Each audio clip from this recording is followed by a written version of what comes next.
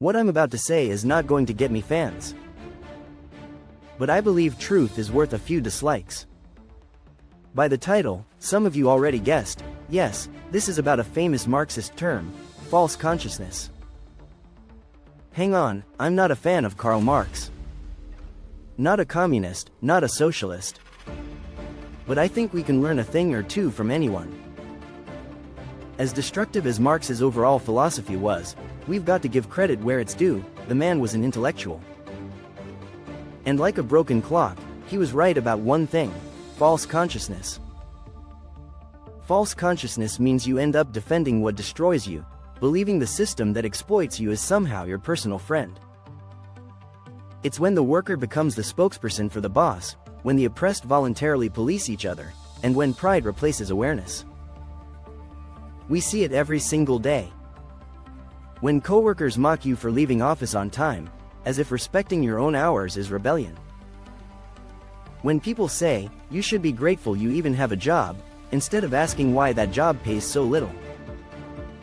Or when a person who earns barely enough lectures someone else about market forces, as if hunger were an economic theory. Economists call it supply and demand. I simply call it taking undue advantage of someone's circumstance. And I think the root of false consciousness is pride. Not arrogance, but that wounded pride that whispers, I'm not like the others, I'll make it.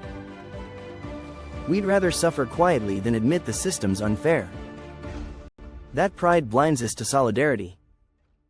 It makes us fight each other while those above us never even step into the ring.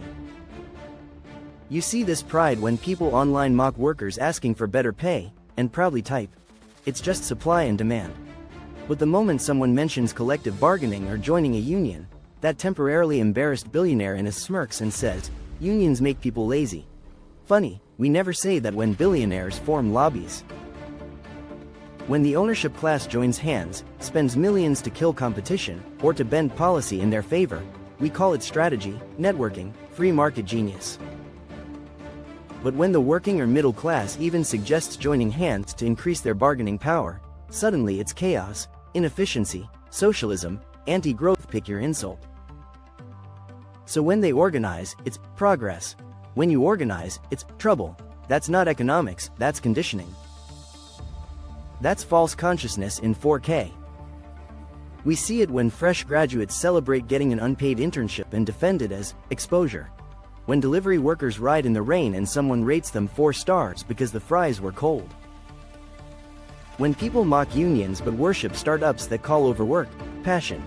When someone says, the poor should just work harder, without realizing the poor already work harder than anyone else, just without cameras or air conditioning.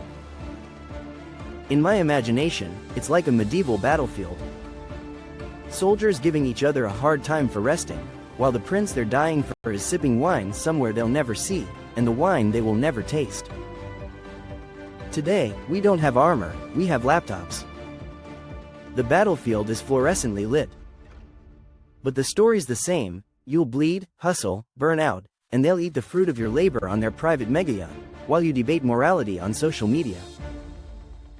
They'll weaponize sacred scriptures, national pride, company culture, anything, so long as you keep fighting the wrong enemy. False consciousness isn't theory anymore.